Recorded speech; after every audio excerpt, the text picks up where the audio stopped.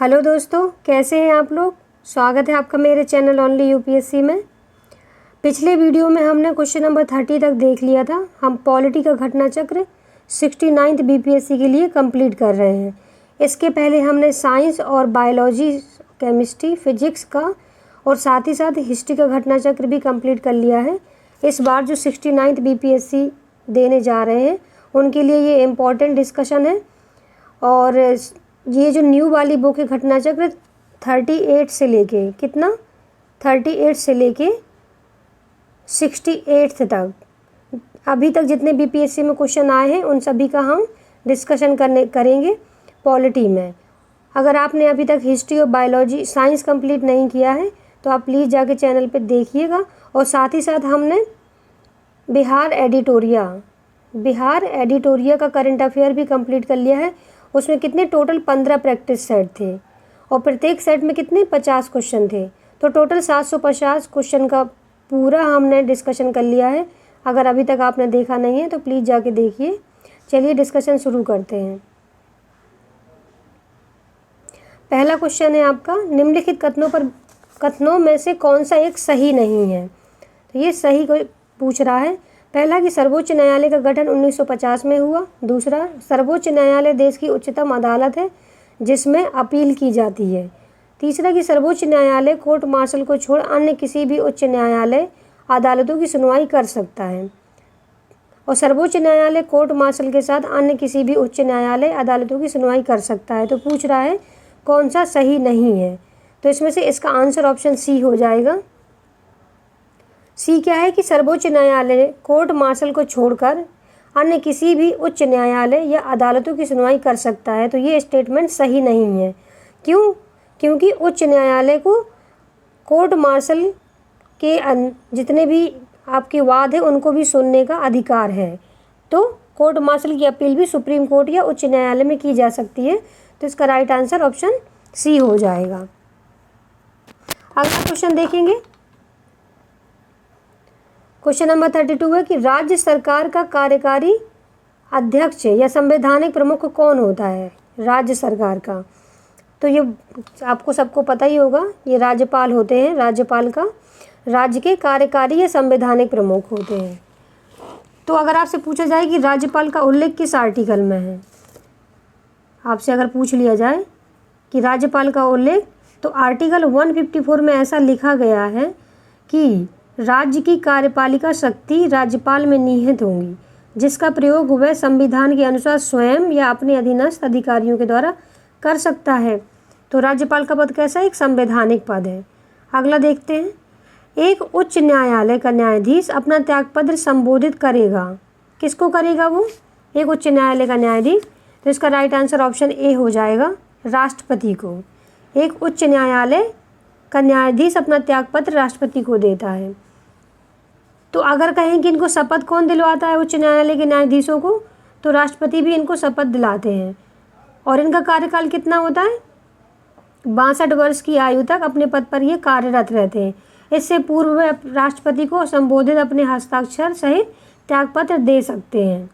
क्यों दे सकते हैं? इसका आधार क्या है? अगर आपसे कभी पूछ लिया जाए कि राष्ट्रपति को हटाने का सुप्रीम कोर्ट के न्यायाधीश को हटाने का अधिकार किस आधार पर हटाएंगे, तो उसे साबित कदाचार या असमर्थता के आधार पर हटाया जा सकता है। ये प्रस्ताव दोनों सदनों में से किसी भी सदन में लाया जा सकता है। अगला देखेंगे। भारत में चलित न्यायालय मोबाइल कोर्ट इसका मानसपुत्र है। मतलब कि किसने इसका इन्वेंशन किया था? तो इसका आंसर हो जाएगा option C, APJ Abdul Kalam ने 2007 में।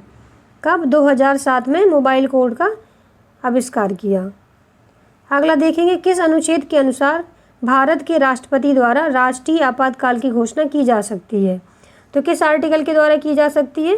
तो इसका आंसर ऑप्शन बी हो जाएगा, अनुच्छेद 370 के तहत राष्ट्रपति के द्वारा राष्ट्रीय आपातकाल की घोषणा की जा सकती है। अगला देखेंगे।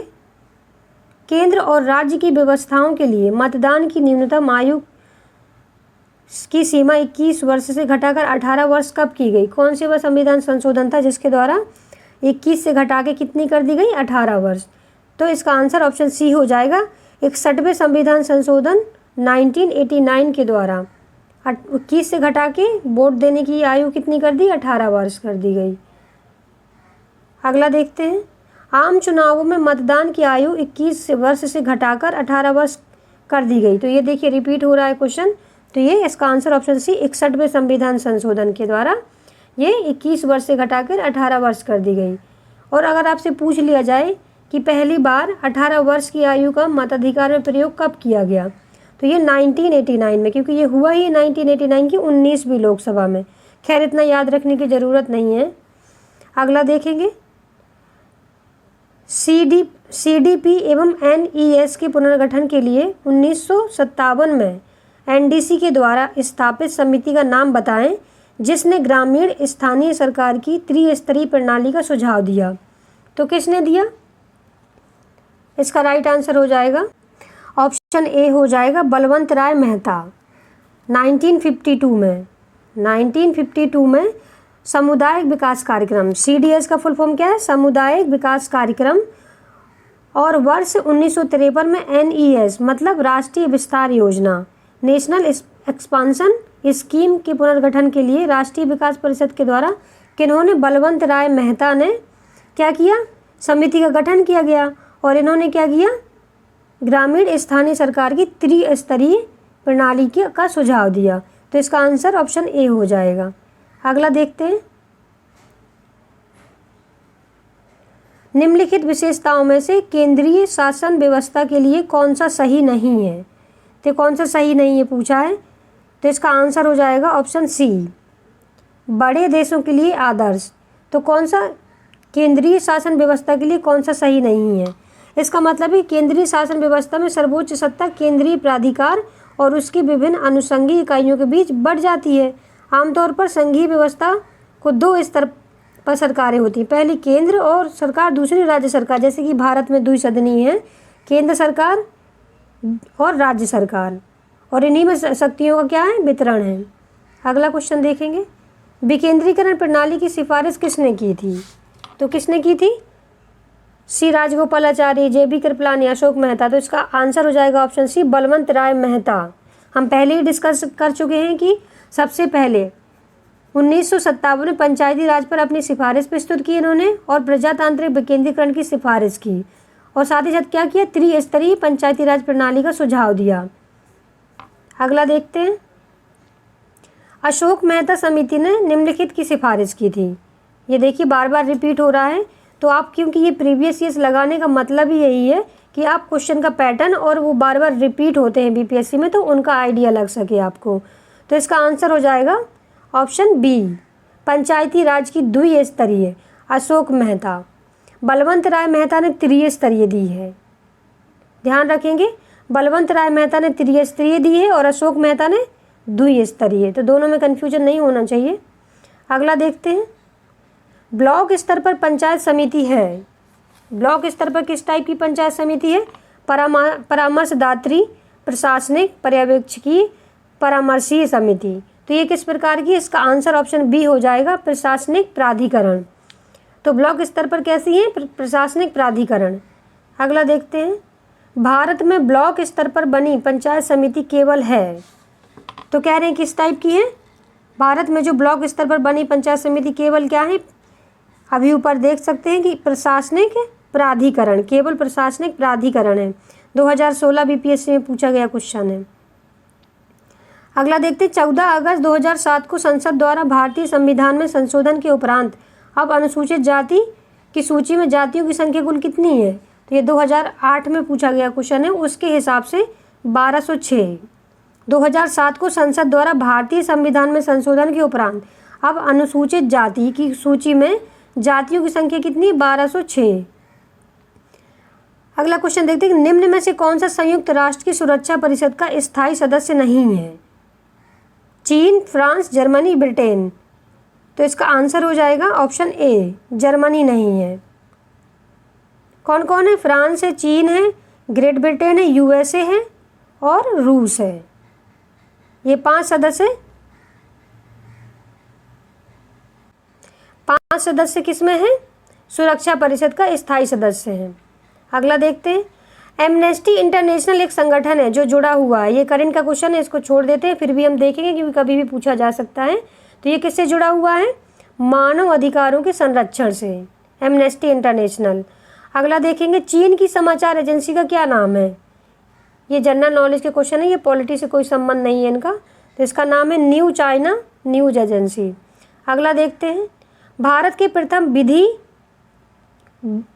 विधि विश्वविद्यालय की स्थापना 1987 में कहाँ की गई थी? तो पहले विधि विश्वविद्यालय की स्थापना कहाँ की गई? तो ये बेंगलुरु या बंगलुरु में की गई। अगला देखेंगे, सीमा सुरक्षा बल की स्थापना कब की गई? तो ये 1965 में की गई। अगला देखते हैं, भारतीय संविधान को संविधान सभा द्वारा अंगीकृत किया गया था, कब किया गया था? तो इसका आंसर हो जाएगा ऑप्शन है 26 नवंबर 1949 को संविधान सभा के द्वारा अंगीकृत किया गया था। इम्पॉर्टेंट क्वेश्चन है, पूछा जा सकता है, कई बार पूछा गया है कि भारतीय संविधान को संविधान सभा द्वारा कब अंगीकृत किया गया? 26 नवंबर 1949। अगला देखेंगे, भारतीय संविधान को अपनाया गया था, तो ये कब अपनाया गया? तो इसका आंसर हो जाएगा ऑप्शन ए, किसके द्वारा अपनाया गया? संविधान सभा के द्वारा। ऊपर ही हमने देखा है किसके द्वारा? संविधान सभा के द्वारा। अगला देखते हैं, भारतीय संविधान की प्रस्तावना के सिलसिले में निम्नलिखित में से कौन सा क्रम सही है? तो हमें क्रम सही बताना है, तो इसका राइट आंसर ऑप्शन डी हो जाएगा, डी।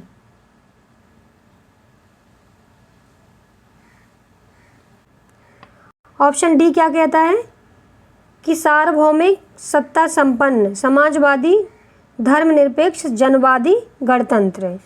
तो प्रश्न में दिए गए विकल्पों में से डी ऑप्शन आपका बिल्कुल सही है। प्रस्तावना किस शब्दों से शुरू होती है? सार्वभौम, सत्ता संपन्न, समाजवादी, पंथ निरपेक्ष, जनवादी, गणतंत्र। तो ये क्रम बिल्कुल सही है। तो आप ध्यान रखेंगे कि इस टाइप से क्वेश्चन भी पूछे जाते हैं, तो प्रस्तावना याद रखना जरूरी है। अगला देखेंगे, भारतीय संविधान की प्रस्तावना में भारत को किस रूप में घोषित किया गया है? तो किस रूप में घोषित किया है?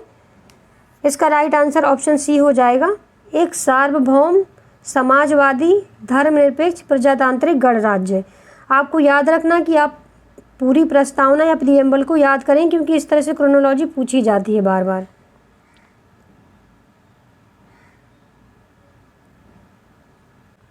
क्वेश्चन नंबर 57 है कि भारत में लौकिक सार्वभौमिकता है क्योंकि संविधान की प्रस्तावना आरंभ होती है।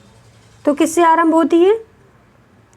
ये देखिए, आप सभी को पता होगा, हम भारत के लोग शब्दों से भारत की जो प्रस्तावना है शुरू होती है। इसका मतलब क्या है कि भारत में लौकिक सार्वभौमिकता है, मतलब जनता सर्वशक्तिमान है और किसी बाह्य सत्ता के अधीन हम नहीं हैं, इसका यही मतलब है।